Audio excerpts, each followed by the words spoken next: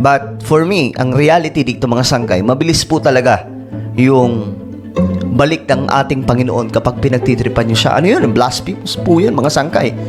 Ano yun? Kalapastanganan po yan sa harap ng ating Panginoon. Hindi ba nila nalalaman na ang pangalan ni Jesus, sabi ng Bible, luluhod ang mga nilalang sa langit, mga nilalang sa lupa, mga nilalang sa ilalim ng lupa, at maging mga nilalang sa ilalim ng karagatan. Makapangyarihan ang pangalan ni Jesus.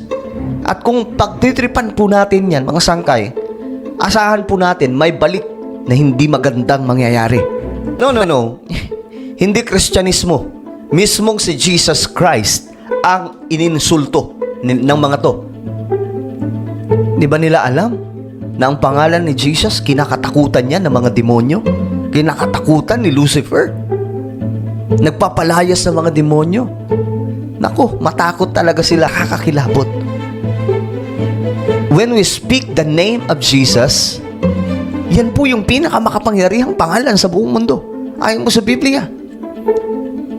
Na kahit po yung demonyo natatakot dyan. At the name of Jesus Christ, every knee will bow. Lahat po ng mga tuhod ay luluhod, mga